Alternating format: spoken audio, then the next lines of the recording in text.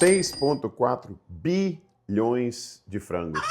Desde que o Brasil começou a fazer conta, em 1996, 2024 foi o recorde de frangos abatidos pelo Brasil. 6,4 bilhões de frangos. É muita galinha nesse mundo afora, né, que está sendo abatida anualmente. Só o Brasil foi 6,4 bilhões. Bom, esse é o número da semana, guarde isso. 6,4 bilhões é o número de frangos abatidos e vamos falar um pouco mais sobre frango ao longo do nosso bate-papo de hoje. E aí, Tarso, conta as coisas. Eu fiquei sabendo que esse final de semana você foi num evento de economia aí. Olá, esse final de semana fui em um evento, ele era das empresas júniores aqui do estado, e aí eu participei, fui conhecer um pouco melhor sobre como funcionava, foi bem interessante. Hoje, inclusive, só voltando no dado que você falou do início, comi nuggets, então assim, tô ajudando nessa venda do Brasil. Sim, sim, ó, comer nuggets. Eu lembro uma certa vez que eu fiz uma viagem e eu sentei do lado de um moço que ele era conhecido como Mr. Chicken, Senhor Galinha. E ele falou que ele era um dos estudiosos e cientistas dessa área de frango. Ele ficava viajando mundo afora, onde tinham as grandes granjas. E ele me falou, não sei se está preciso ou não, que 5% dos frangos abatidos no mundo são consumidos pelo KFC e McDonald's. 5%. É muita coisa, né? Muito nuggets mundo afora, muita coxinha de galinha que esse povo tá comendo. Mas vamos lá, conta para nós as notícias da semana, por favor. Conto sim. Vamos lá. Primeiro para o giro dos mercados. O Ibovespa sobe 1,96%. A gente já sabe que o Ibovespa vem crescendo esses últimos tempos.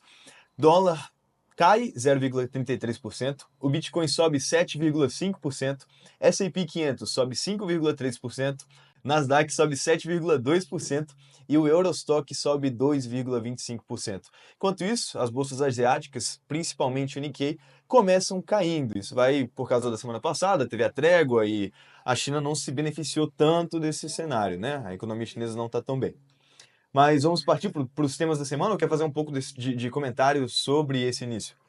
Eu só queria, as pessoas que nos seguem, eu só queria comentar que você vai assistir a gente uma semana, vai assistir outra semana e você vai ouvir a bolsa subiu, a bolsa caiu, a bolsa subiu, a bolsa caiu. Mas é assim, investimento em ações, investimento em bolsa é um investimento de longo prazo, na média superou basicamente qualquer outro investimento, exceto, claro, criptomoedas que estão uma loucura aí no mundo, mas você vai ouvir muito, a bolsa subiu, a bolsa caiu, fatores políticos acontecem, bolsa sobe, bolsa cai, mas se você é investidor de bolsa, fica tranquilo, se você acreditou naquela ação, acreditou naquela empresa, esquece o sobe e desce da bolsa, é um investimento de longo prazo, então eu acho que você está no rumo certo. Só comentando que acho que nós vamos entrar mais nisso, que a Bolsa Brasileira subiu, acho que todo mundo tem que ficar atento nisso, eu acho que na próxima década é a década do Brasil em nível de bolsa. Mas vamos lá, depois a gente entra mais em detalhes sobre isso.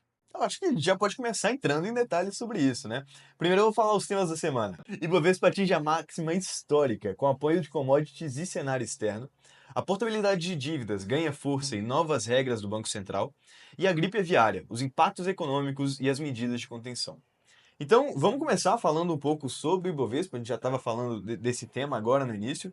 Então, é a sexta semana seguida que o Ibovespa está crescendo. Só para começar um dado a mais aí, quais são os seus É, comentários sobre isso? então vamos lá. O mercado ele tende a ser cíclico. Normalmente, de 10 em 10 anos, você tem uma pancada no mercado, né? A gente viu em 2008, a gente viu a pandemia, normalmente de 10 em 10 anos. Mas, na média, a Bolsa Americana tem crescido consecutivamente por 16 anos. É o maior crescimento histórico da Bolsa Americana. Mas, se a gente prestar atenção em alguns detalhes, muitos grandes investidores e especialistas em bolsa estão fazendo, não estão falando, estão fazendo. Estão vendendo ações americanas, estão vendendo ações americanas, estão começando a portar em outros países, na Ásia, na Europa e na América Latina. Então, o fato da Bolsa Brasileira estar crescendo, se a gente olhar a nossa Bolsa, o Ibovespa, as empresas brasileiras estão em um dos seus maiores períodos de baixa na história. Se a gente converter em dólar, o valor da bolsa é um dos maiores oportunidades desde a criação da bolsa no mercado brasileiro. Já falamos antes e volto a falar, eu acredito que o Brasil vai ser uma grande oportunidade nos próximos 8 anos. Claro, tem turbulências, mas tem muita empresa barata no Brasil e os investidores internacionais estão vendo isso. O que está acontecendo? Dinheiro está saindo dos Estados Unidos, estão vendendo na alta americana, porque com essa correção que teve da Bolsa Americana, esses 5% que o Dow Jones subiu, que a Bolsa Americana subiu, o que que fez? As perdas que teve durante o ano foram corrigidas. Então o mercado continua no lucro. Então o pessoal está vendendo na alta e está investindo fora de lá. E o Brasil, para quem está diversificando o investimento, o Brasil é um porto interessante. A gente tem uma economia estável, tem uma diplomacia estável, tem uma democracia estável. Então, os investidores internacionais estão trazendo dinheiro para o Brasil, comprando ações brasileiras, injetando dólar no Brasil, o dólar tende a cair e a bolsa tende a valorizar. Eu acho que isso vai ser uma tendência contínua, especialmente na bolsa. E você, Tarso? Então, esse comentário que você fez agora em relação à economia estável tá um pouco menos que antes, né? É, O Brasil atualmente está crescendo a bolsa, a taxa de juros está alta, então tá assim, bom para quem está investindo o dinheiro na renda pública, mas como a gente falou anteriormente, não era para isso estar acontecendo na lógica normal. O Brasil está indo bem em todos os sentidos, mesmo com a taxa de juros muito alta, o que significa que as dívidas públicas estão muito altas, os gastos públicos estão muito altos e as pessoas estão, assim, elas têm que sobreviver de algum jeito, então, devido aos subsídios do Estado, estão gastando. O problema é, já teve mais de 2 casos que a gente já citou aqui no podcast de grandes bancos, de grandes empresas falando que o Brasil vai possivelmente entrar em uma recessão no segundo semestre. O mercado tá crescendo para todo mundo que está investindo, tá. Mas mesmo assim, acho importante a gente tomar cuidado.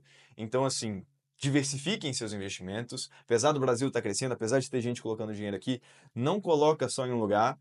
E é isso, é só importante atentar a isso. a cautela é sempre importante, né? Nunca, eu costumo dizer, você sempre deve investir.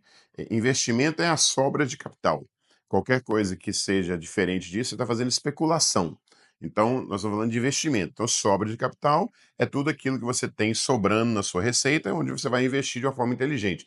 Então, seria inteligente hoje fazer investimento na bolsa, seria inteligente também aproveitar os juros altos no Brasil. A conversa de recessão é real, todo mundo está falando disso, gente que entende de mercado está falando nisso, mas aqui, eu volto a dizer, a gente não consegue controlar isso. O que que você consegue controlar? Quanto você ganha e quanto você gasta. Então, a teoria básica é: gaste menos do que você ganha. E invista isso com inteligência e as coisas vão dar certo. Tendo recessão ou não, para quem nós temos de comer, todo mundo tem de trabalhar, então recessão ou não tendo recessão, não importa. Temos de ser realmente, como você disse, cautelosos com tudo. Então, vamos seguir então para o próximo. A portabilidade das dívidas ganha força com as novas regras do BC. Se você não está sabendo direito o que está acontecendo, tem uma nova exigência do Banco Central que agora padroniza os registros e ela facilita a migração de dívidas para bancos com melhores condições. Então, basicamente, se você está com uma dívida em juros altíssimos em banco X, e aí achou o banco Y que está com condições melhores, você consegue transferir de um banco para o outro, facilitando você ir a pagar essa dívida, né? Afinal, não é bom para você tá com uma dívida que não consegue pagar e nem é bom para o banco que não vai receber. E isso é muito, eu acho isso muito importante, porque é o seguinte, às vezes, em um cenário qualquer, você foi obrigado a pegar um dinheiro num banco, você renegociou com o banco. Vamos imaginar que seja, você fez uma negociação com o banco X. Aí aquilo foi uma taxa de juro menor. E os bancos hoje, o que que essa lei permite? Elas permitem que os bancos criem uma competitividade maior para oferecer que você leve sua dívida para lá. Então, o que que o banco vai fazer? Então, vamos supor que você pegou R$ 50.000 no banco X por taxa de juros de 4% ao mês.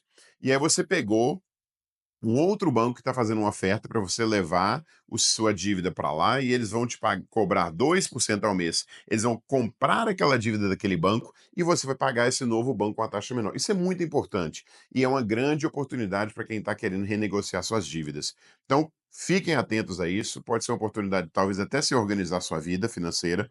Olha quanto você está pagando de juro em um banco, olha quanto o outro banco está cobrando de você e pergunta: vocês estão aceitando fazer portabilidade de dívida? Eu tenho uma dívida X no banco Y e quero trazer para vocês. É uma grande oportunidade de economizar. A gente acredita que não, mas se você estiver pensando em meio ponto percentual ao mês, são 6% ao ano. Um ponto percentual ao mês são 12% ao ano. A oportunidade de negociação pode trazer muitas oportunidades para quem está querendo melhorar, diminuir o valor de sua parcela e diminuir a taxa de juros. Eu acho uma lei bacana, eu acho um projeto interessante e eu não sei se eles vão limitar, né? Ah, você pode portar sua dívida uma vez ou duas vezes, porque talvez muita gente vai ficar pulando entre um banco e outro, mas vamos ver o final desse projeto, mas eu acho ele muito importante. É, ele existe desde 2013, para te falar a verdade, só que ele não decolou. Aí tiveram algumas modificações que fizeram com que ele tivesse um impacto maior agora. Mas muito bom, finalmente agora as pessoas estão na mesa de negociação, né? Ele não decolou porque era difícil. Então criou-se é tipo assim, olha, você pode estacionar seu carro aqui, mas para estacionar seu carro aqui, você vai ter dar de 10 voltas no quarteirão, estacionar em 5 outros lugares, depois você pode trazer o carro para cá. Então foi criado a lei, mas no meio desse projeto tinha um monte de barreiras que dificultavam isso. Então, a retirada dessas barreiras vão facilitar isso e acho que é uma oportunidade muito boa, sim. Ok. Vamos seguir então. Gripe aviária no Brasil. Quais os impactos econômicos que isso vai ter? Para melhorar um pouco o comentário do título, basicamente é a doença que é H5N1 nas granjas do Rio Grande do Sul fizeram a suspensão de diversas exportações do Brasil. Os países pararam de comprar, especialmente a China, a Argentina, a África do Sul e a União Europeia, temporariamente suspenderam a importação de carne de frango. E isso é um problema grave. Nunca tinha sido registrado antes. O vírus da H5N1 nas granjas comerciais, já tinha em silvestre ou de subsistência, mas é a primeira vez que foi registrado em âmbito comercial. Isso é perigoso, mas vamos ver como é que vai dar. Pode fazer seus comentários. E pelo que eu entendi a gripe, ela é muito, muito forte o alastramento dela. Ela se entrar em uma granja, a velocidade que ela espalha é gigantesca. O que que é o grande problema disso? Todos os animais daquela granja são abatidas. E toda aquela região, normalmente eles criam a zona de quarentena. Eu acho que no Rio Grande do Sul foi criada uma zona de quarentena de 10 quilômetros daquela granja. Estão fazendo inspeções em outras granjas que estão dentro dessa área. Imagina, tem centro, um foco de infecção aqui, 10 quilômetros estão em área de quarentena. Se encontrarem outro foco de infecção em outra área, mais 10 quilômetros de quarentena. Se encontrarem outro, mais 10 quilômetros de quarentena. Como essa gripe ela é mutante, ela pode passar para seres humanos e é altamente letal, o seguro é abater todos os animais. Agora, você imagina o que que isso cria? O Brasil para de exportar frango, a pessoa da granja para de vender, o produto para de ser aceito lá fora, aí tem todo um processo de verificação se está disponível, se não está disponível novamente o produto para ser colocado no mercado. Eu espero que seja um caso pequeno, mas teve um outro fator também, que em um parque no Rio Grande do Sul, várias aves silvestres também morreram de gripe aviária. Então, não sei se está contido no Rio Grande do Sul, mas o grande problema inicialmente é que pararam as exportações de frango. Então, o que que acontece? Começa a ter sobra de frango, os agricultores vão sofrer muito com isso, mas a crise o problema dessa crise é exatamente isso aí. E todos os animais da região foram abatidos. É. O Lula até tinha feito um comentário um tempo atrás que viralizou nas redes sociais. Quem que tá mexendo com o ovo? Quem que tá aumentando o preço do ovo? Agora a gente sabe quem que vai estar aumentando o preço do frango, né? Dos derivados. É, mas aí tem um negócio, né? Eu não sei como é que isso afeta diretamente ao mercado, porque vai sobrar frango no mercado. Então, não. Não vai sobrar frango, porque vai ter que matar Não, frangos. não, peraí, mas esses frangos não vão poder ser exportados também, nem vão ser usados pelo consumo interno, né? Então agora o Brasil vai ter de importar frango, que eu quis dizer. Então, o maior exportador de frango no mundo vai ter de importar frango. Então, não só o ovo vai ficar mais caro, o frango vai ficar mais caro. Então vai faltar ovo, vai faltar frango, vai faltar tudo quanto é tipo de produtos aviários no mercado. Vixe, já tá cara a carne. Agora o frango tá caro. Peixe, vai sobrar peixe no mercado. Bom, eu acho que esses foram os temas principais. Vamos seguir para os giros do mercado, os rapidinhos? Eu queria fazer um comentário para a gente acrescentar nisso aí rapidinho. Os Estados Unidos está trabalhando intensamente o Congresso, foi até projeto de campanha do Trump, para facilitar criptomoeda, né? A gente já disse que os Estados Unidos quer criar, ser um hub internacional de criptomoeda. Eu acho que o Brasil devia olhar o que está acontecendo, devia pensar seriamente na possibilidade de criar leis regulatórias para facilitar a criptomoeda no Brasil. O Bitcoin é uma realidade. Não vou falar de outras criptomoedas, mas o Bitcoin é uma realidade hoje no mundo e eu acho que o Brasil não pode ficar atrás. Eu acho que vale a pena o governo brasileiro começar a Com prestar atenção certeza. A nisso. gente falou do frango agora, mas o Brasil é todo um país agrário e da pecuária. Então, assim, ele vive de exportar boi, água, basicamente, né, que são todos esses alimentos que são literalmente derivados da água, e é pouco valor agregado. A gente tem que investir mais em tudo, claro que liberar também em relação a outras coisas, mas tentar parar de ser um país puramente agrário, dependendo somente de commodities. É, a gente exporta vagão de minério de ferro e importa iPhone, né? Então a gente tem de. Não sei como. Comentava-se muitos anos atrás que o Brasil tem de ser o celeiro do mundo. Ok, o Brasil é o celeiro do mundo, é muito importante a comida do mundo. Mas, como você comentou, eu também costumo dizer que a gente termina sendo o país que está exportando água. Para criar um boi, você precisa de muita água. Para criar para plantar trigo, soja, você precisa de muita água, a gente termina exportando água, onde basicamente o valor se torna no transporte. Temos de investir no Brasil, temos de investir em empresas como a Embraer, temos de investir em empresas como a WEG, temos de investir em empresas como a Taurus, são empresas que exportam produtos de valor agregado, né? A Embraer hoje tem de ser motivada e incentivada, a Taurus tem de ser motivada e incentivada, a WEG e outras empresas que exportam produto final. Felizmente o governo não ajuda muito com isso, mas é o que é. Vamos continuar então. Agora para as rapidinhas, os principais temas do mercado. A Mafrig e a BRF anunciam fusão, criando uma gigante global no setor de proteínas. Eu tô vendo cada vez mais esses grupos ficando cada vez maiores, né? Nós temos a JBS hoje, que é o maior frigorífico do mundo, que é a maior empresa de carne do mundo, e agora a Mafrig juntando aí com a BRF para fazer uma empresa também gigante. Nós vimos uma consolidação na Ambev, cada vez mais temos menos empresas liderando o mercado. Agora mais uma gigantesca, né? Então, assim, o Brasil vai dominar o mundo no ramo da carne. Já domina, mas agora está comprando tudo. Seguindo então, Banco Central decepciona com resultados e ações recuam. Então, o lucro foi abaixo do esperado, teve um aumento na inadimplência e isso gerou alertas. O resultado sinaliza desafios com crédito rural e linhas corporativas. Que, voltamos ao rural, o Brasil precisa do Banco do Brasil, porque é ele que libera grande parte do crédito rural no Brasil. Inclusive, por falar nisso, a Venezuela está devendo 9,5 bilhões ao BNDES e está sendo cobrada e está fazendo de conta que a conta não existe. É, bom, falando agora de empresas maiores no setor de luxo, a Richemont supera expectativas, então impulsiona o setor de luxo europeu. Para você que não sabe, a Richemont é a dona da Cartier, é dona de grandes marcas de luxo, a Montblanc também. E, bom, está crescendo muito. A gente já comentou anteriormente sobre o crescimento das marcas de luxo, sobre o posicionamento que o luxo está tendo hoje em dia, que cada vez mais pessoas têm mais dinheiro e querem se distanciar da classe média. Mas acho que você pode fazer uns comentários melhor, porque você sabe mais do que isso do que eu.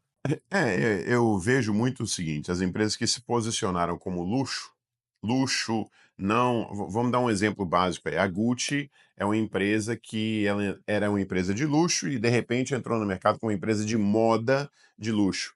Ela está sofrendo muito, está caindo muito. Mas as empresas que se posicionaram como luxo, Hermès, as empresas como a Cartier, as empresas como Montblanc, que fazem parte do grupo Richemont, estão se dando muito bem. Se posicionar no mercado e manter-se com aquele público clássico, fiel, que quer um produto diferencial, tem mostrado resultado. A Hermès hoje está valendo mais que o grupo Louis Vuitton. A Richmond lucrando. Então a gente está vendo um sofrimento no mercado, quem está brigando por vender o produto mais barato, e nós estamos vendo um crescimento das empresas que estão vendendo um produto cada vez mais exclusivo, cada vez mais caro. Eu acredito que isso vai continuar. Como você disse, as pessoas, à medida que elas começam a ter um respaldo financeiro maior, elas procuram se distanciar da classe média. Mas também foi comprovado, e a gente vai observar isso, que é o seguinte: O que os ricos estão usando não são aquelas grandes grifes na camisa, aquela grande marca, não. É o que chama-se hoje no mercado de stealth wealth, aonde a riqueza sussurra e não grita, né, com aquela mega logomarca. Normalmente, às vezes, não tem marca ou é uma marca pequenininha que quem identifica é quem tem uma igual. Mas eu acho que essa tendência continua. Agora, a projeção do dólar cai para 2025 e 2026 pelo Boletim Focus. Então, a gente já está vendo o cenário que está tendo no Brasil, a gente já está vendo o cenário que os Estados Unidos está criando no mundo, com toda essa incerteza econômica, e o dólar vai cair. A projeção é que em 2025, no final de 2025, o dólar vai estar a R$ 5 no Brasil. Então, assim, mais poder de compra para a gente. Sim, para muitas pessoas vai ser muito bom, para outras não vai ser muito bom, mas faz parte do mercado. Tomara que não desvalorize tanto que o produto brasileiro se torne mais difícil de exportar.